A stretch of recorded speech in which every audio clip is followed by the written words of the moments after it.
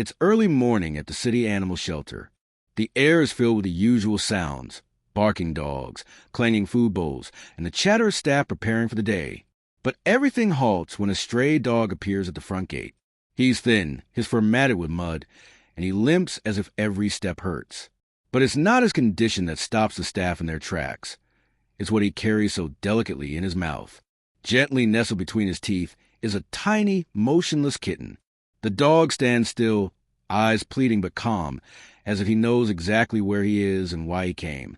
One of the staff rushes forward, careful not to startle him. Slowly, the dog lowers his head and places the kitten onto a towel laid out before him. The kitten is cold, barely breathing. Without hesitation, the team springs into action. A vet tech scoops the kitten up and races inside. Another staff member kneels beside the dog, whispering soothing words, offering water and food. The dog doesn't move until he's sure the kitten is safe inside.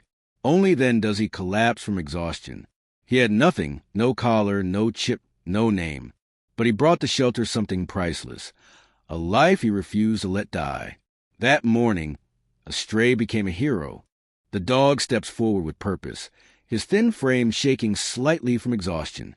With utmost care, he places a tiny kitten on the shelter's worn doormat, then backs away slowly. He doesn't bark, growl, or try to run. He simply sits, muddy and trembling, his eyes fixed intently on the door. There's a quiet desperation in his gaze, not for himself, but for the fragile life he's carried through the streets. A moment later, the shelter door creaks open. A staff member, surprised to see the dog, steps outside. The dog doesn't move. Instead, he lets out a soft, broken whine and gently nudges a limp kitten forward with his nose. That's all it takes. The staff member drops to her knees, instantly alert, and calls out for help. Others come running. One lifts the kitten with practiced hands. It's cold, far too cold. The tiny body barely stirs, its breast shallow, heartbeats faint. Everyone moves fast now. A warm towel, a heating pad, a syringe with sugar water. The team disappears inside, fighting to pull the kitten back from the brink. Outside, the dog remains where he was. He watches every move, ears perked, head tilted slightly as if trying to understand. He makes no attempt to enter, no demand for attention. He's done what he came to do.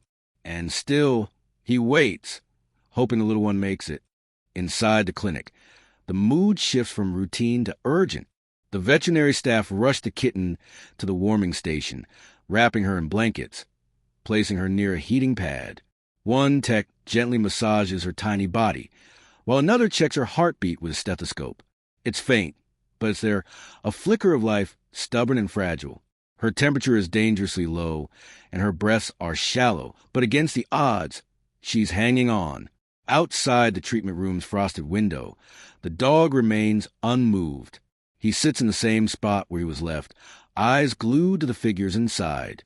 Rain has started to fall, soaking his fur, but he doesn't budge. He's not looking for shelter. He's waiting for a sign, a sound, anything that tells him the kitten is okay. Eventually, one of the staff members opens the door and gently calls to him. At first, he doesn't move, as if unsure he's allowed. Then he rises slowly, limping slightly, and pads silently into the room. He doesn't head for food bowl or water dish someone placed out for him. He doesn't sniff around or wag his tail. Instead, he walks directly to the treatment table, lowers his weary body to the ground, and rests his head on his paws. His eyes never leave the kitten. No one says a word. They simply work, warmed by the quiet power of this dog's devotion. He doesn't need words. His presence says everything. Asterisk, don't give up. I'm still here. Asterisk. A quick scan confirms what many feared. The dog has no microchip, no collar, no traceable past. He's around 3 years old, the vet estimates, but his body tells a much older story. Scars crisscross beneath his muddied coat, and fresh wounds mark his muzzle and legs. His fur is matted with twigs, leaves, and small streaks of dried blood, hinting at a struggle. It's clear he didn't just find the kitten. He fought to bring her here.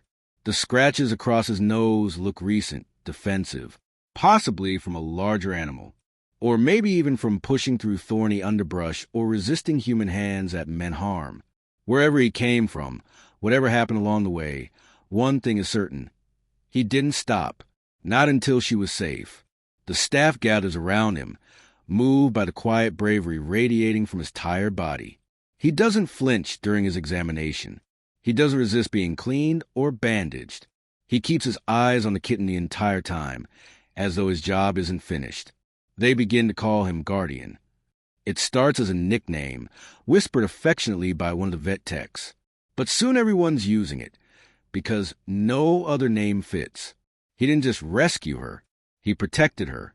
And now, with his new name and story, he's no longer just a stray. He's something else entirely. A silent warrior. A guardian in every sense. Days pass and the tiny kitten, now named Hope, begins her slow, fragile journey back to life. Her body gains warmth. Her breathing steadies. She starts to twitch in her sleep, stretch her paws, and emit the faintest mews, like whispers pulled back from a brink. The staff celebrates each small milestone, but Guardian remains calm, always steady, like he knew she would make it. And he never leaves her side. He lies next to her incubator for hours, eyes half closed, but always watching. When she's strong enough to be moved to a soft blanket-lined pen, Guardian is allowed inside. He steps in carefully, curling his large, scarred body gently around her, instinctively shielding her from everything outside. Then one quiet morning, she opens her eyes. They're pale blue and blinking against the light, but focused. The first thing she sees is not the humans bustling around her, but Guardian's tired, soulful eyes. Her tiny paw reaches toward him. He lowers his head until their noses touch. That's all it takes. From that moment on, they're inseparable. They eat side by side, Guardian nibbling his kibble slowly, never starting until Hope's kitten milk is served. They sleep curled into each other like puzzle pieces shaped by fate. When Hope cries out in a dream, it's Guardian who nudges her awake with his snout. When Guardian groans softly from an old wound, it's Hope who climbs onto his chest and purrs like a heartbeat against his ribs. Their bond is silent, yet profound, the kind of connection no human can truly explain. Two souls abandoned by the world, healing in the shelter of each other. The shelter decides to share the incredible story online, hoping to find a foster, maybe even a forever home, for the inseparable pair. They upload a photo. Guardian, scarred and weary, curled protectively around tiny Hope, her paw resting on his nose as she sleeps. Another shows him licking her gently while she stretches toward him with sleepy eyes. No one expects what happens next. The post goes viral within hours. People around the world are captivated by the story, by this gruff, injured stray who risked everything to save a life not his own. Comments flood in. This is the purest love I've ever seen. Please tell me they'll stay together forever. I'm crying at my desk. Someone give them a home. Donations begin pouring in. Food, medical supplies, adoption offers from different countries. All for Guardian and Hope. But the most moving responses aren't the gifts or money. They're the messages. People write about their own pain, their losses, their need for hope. One message stands out and is read aloud in the break room, bringing the staff to tears. Asterisk, they didn't share blood, but they shared something even deeper, survival. Asterisk, the story becomes more than a rescue. It becomes a symbol, a reminder that family is not always who you're born to, but who would cross fire, thorns, and hunger to keep you alive. Guardian and Hope aren't just animals anymore. They're living proof that love can come from the unlikeliest places, and that even in brokenness, something beautiful can grow. Weeks pass, and both Guardian and Hope make full recoveries. Hope now pounces playfully on his tail, her tiny body stronger with each passing day. Guardian, once weary and limping, now walks with more strength, his eyes brighter, his wounds healed in more ways than one. The staff marvel at how inseparable they remain. Two different species, united by something unspoken yet unbreakable. With their health restored, the shelter begins the delicate process of reviewing adoption applications. Dozens have poured in from across the country. Families, individuals, even organizations want to give the pair a new life. But only one letter causes the room to fall silent when read aloud.